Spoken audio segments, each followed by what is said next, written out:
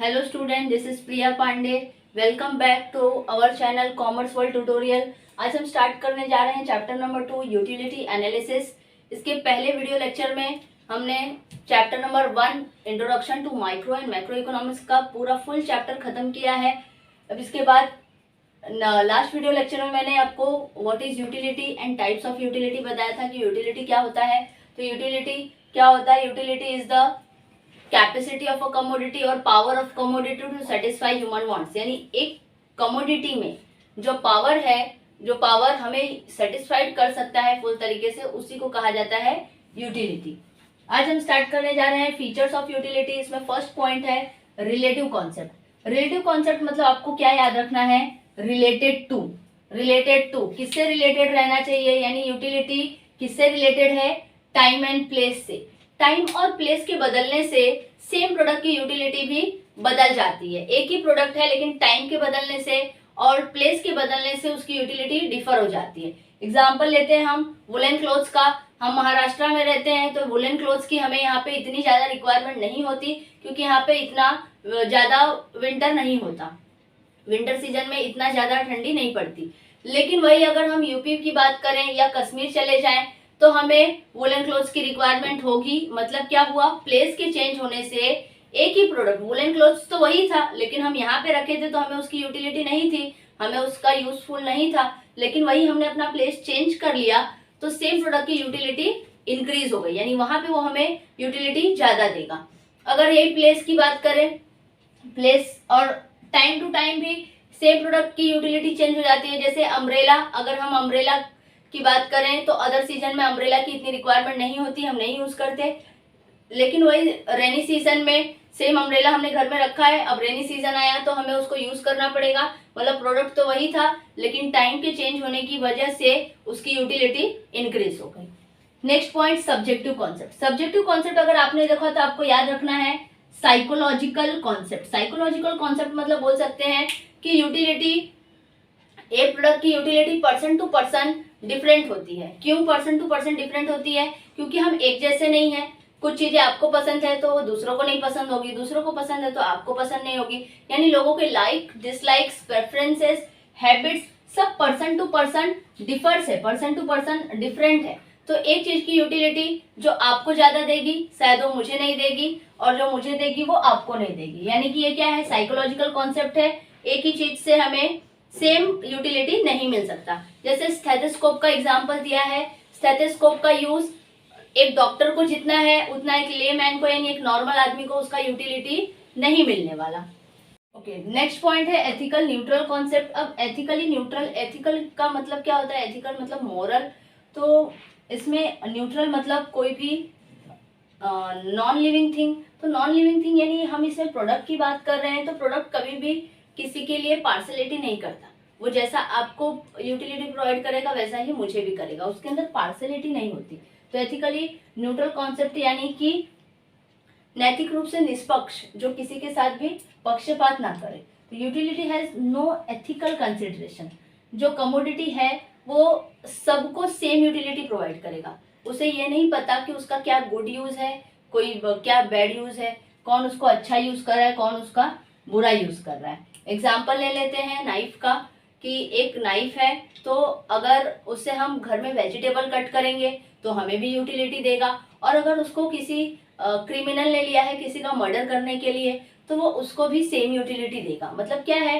Product है तो ये न्यूट्रल है, यानी इसको ये नहीं पता कि इसका कौन बैड यूज कर रहा है कौन गुड यूज कर रहा है। ये सबको सेम तरीके से यूटिलिटी प्रोवाइड करेगा, यानी कि सेटिस्फेक्शन प्रोवाइड करेगा।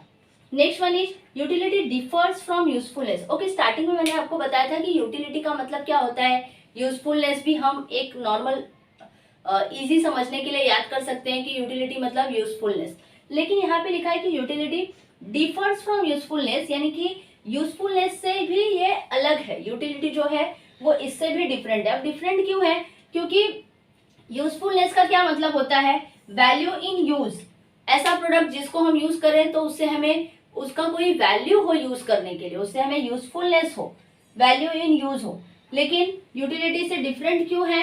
क्योंकि कुछ ऐसे प्रोडक्ट हैं जिनका यूज करने से हमें यूटिलिटी तो मिलती है लेकिन उसका कोई हमारे लिए यूजफुलनेस नहीं होता, इसीलिए utility is differs from usefulness. Example लेते हैं हम मिल्क का, कि अगर हम मिल्क पीते हैं तो उससे हमें यूटिलिटी भी मिलती है, हमें सेटिस्फेक्शन भी मिलता है और उसका यूजफुलनेस भी है हमारे लिए। लेकिन वही अगर एक ड्रंकर लिकर एडिक्टर है, अगर वो लिकर पी रहा है, अगर वो दारू पी रहा है, तो उससे उसको यूटिलिटी तो मिलेगी, वो जितना पिएगा उसको यूटिलिटी मिलेगी, सेटिस्फेक्शन मिलेगा, लेकिन वो उसके लिए यूजफुलनेस नहीं है। इसलिए कुछ ऐसे प्रोडक्ट हैं जिससे हमें यूटिलिटी तो मिलती है, बट वो हमें उसका यूजफुलनेस नहीं है, इसीलिए utility is differs from usefulness.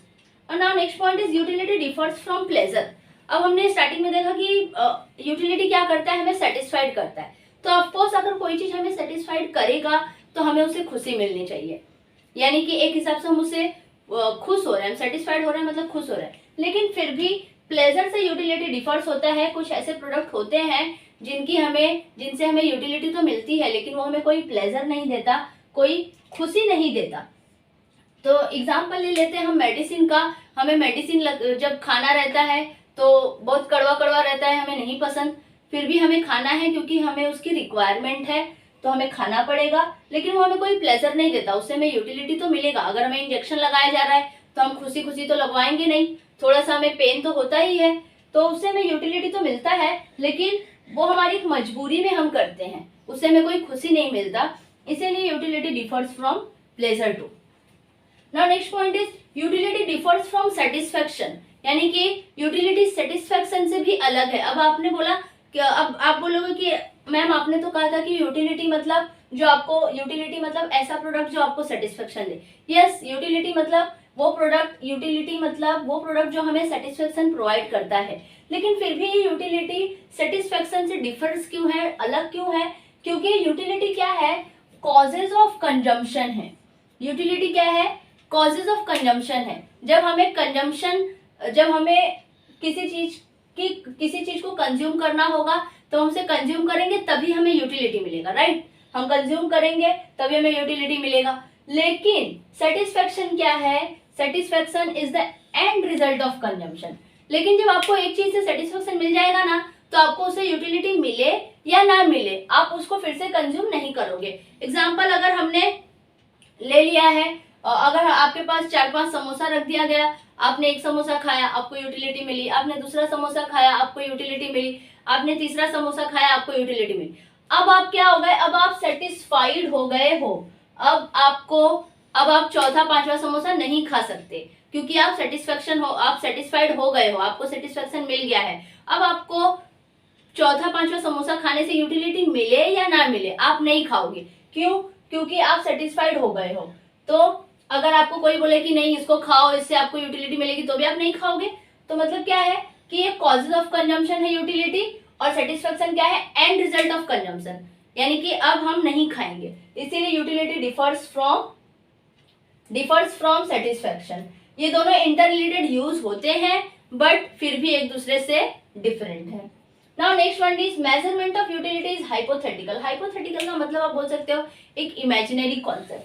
तो ये क्या है, यूटिलिटी एक एब्स्ट्रैक्ट कॉन्सेप्ट है, एक कल्पना मात्र है जिसे हम सोच सकते हैं, लेकिन हम इसे कार्डिनल और न्यूमेरिकल मेजरमेंट नहीं कर सकते। कार्डिनल का मतलब जो हम नंबर में काउंटिंग करते हैं, क्योंकि कोई भी utility is not possible cardinally measurement, यानी आप इसको कार्डिनल और न्यूमेरिकल मेजरमेंट नहीं कर सकते। जैसे कि अगर आपने पानी पिया, चाय पिया, अगर आपको कोई पूछे कि आपको कितना यूटिलिटी मिला, तो आप ऐसे नहीं बता सकते कि मुझे 10 यूटिलिटी मिला, मुझे 1 यूटिलिटी मिला, मुझे 2 यूटिलिटी मिला। हम काउंट नहीं कर सकते। यूटिलिटी कभी भी आपको कम या ज्यादा हो सकता है, हाई लो हो सकता है, निगेटिव हो सकता है, लेकिन कभी भी 1 2 3 4 नहीं हो सकता। या तो आप किसी चीज से ज्यादा सेटिस्फेक्शन होगे, आपको अगर कोई चीज पसंद आई तो आप बहुत खुश हो जाओगे कि नहीं बहुत अच्छा है, कोई चीज नहीं पसंद आई तो आप कम सेटिस्फाइड होगे कि नहीं अच्छा लगा। लेकिन आप ये नहीं बोल सकते कि मुझे 3 अच्छा लगा, मुझे 4 अच्छा लगा, हम उसको काउंटिंग नहीं कर सकते। या तो हम हाई लेवल पे सेटिस्फाइड होंगे या तो लो लेवल पे सेटिस्फाइड होंगे, लेकिन हम उसको कार्डिनली मेजरमेंट नहीं कर सकते। और निगेटिव यूटिलिटी भी होता है, तो निगेटिव यूटिलिटी को डिसयूटिलिटी बोला जाता है। ये आपको फिलिंग द ब्लैंक्स में आ सकता है। Negative utility is called disutility. Next one is utility is multipurpose. Utility क्या है? मल्टीपर्पज है, यानी एक ही प्रोडक्ट का आप मल्टीपर्पज यूज कर सकते हो और मल्टीपल तरीके से मल्टीपल यूजेस को वो एक टाइम में सेटिस्फाइड कर सकता है। कुछ ऐसे प्रोडक्ट्स हैं जो एक से ज्यादा लोगों को, मोर देन वन पर्सन, एक ही टाइम पे सबके डिफरेंट वांट्स को सेटिस्फाइड कर सकता है। एग्जांपल लेते हैं इलेक्ट्रिसिटी का। इलेक्ट्रिसिटी क्या करता है? एक ही टाइम पे डिफरेंट लोगों को, बहुत फैमिली में अगर हम लोग 4 लोग हैं तो चारों को सेटिस्फाइड कर सकता है। कोई टीवी देख रहा है, कोई मिक्सर चला रहा है, कोई वॉशिंग मशीन का यूज कर रहा है, तो कोई मोबाइल यूज कर रहा है, कोई फैन यूज कर रहा है, कोई मोबाइल चार्जिंग कर रहा है, यानी सबको अलग अलग। इलेक्ट्रिसिटी तो एक ही है ना, प्रोडक्ट तो एक ही है, लेकिन वो सेवरल यूजेस आ रहा है। वाटर का ही ऐसे यूज होता है, वाटर नहाने के लिए, खाने के लिए, पीने के लिए, कपड़ा धोने के लिए, हर चीज के लिए हम यूज करते हैं। मतलब प्रोडक्ट एक ही है, लेकिन वो at the same time several uses and for several person को एक साथ में सेटिस्फाइड करता है। Next one is utility depends on the intensity of wants. Intensity का मतलब बोल सकते हैं उग्रता, प्रबलता, यानी बहुत तेज जिसमें इच्छा हो। तो जितना ज्यादा आप में इंटेंसिटी ऑफ वांट्स रहेगा किसी प्रोडक्ट को लेके, उतना ज्यादा greater will be the utility. जितना ज्यादा आपको किसी चीज की वांट्स रहेगी ना, उस चीज से उतना ज्यादा आपको यूटिलिटी मिलेगा। और जैसे जैसे आपका अर्जेंसी ऑफ वांट्स खत्म होते जाएगा, डिक्रीज होते जाएगा, यूटिलिटी भी डिमिनिश होती जाएगी। जैसे मैंने आपको एग्जांपल दिया, आपको समोसे का एग्जांपल दिया था मैंने। जब आपको कुछ खाने का मन कर रहा है, आपको बहुत तेज भूख लगी हो, जब आप उसको पहला खाओगे ना, तो आपको बहुत ज्यादा यूटिलिटी मिलेगा।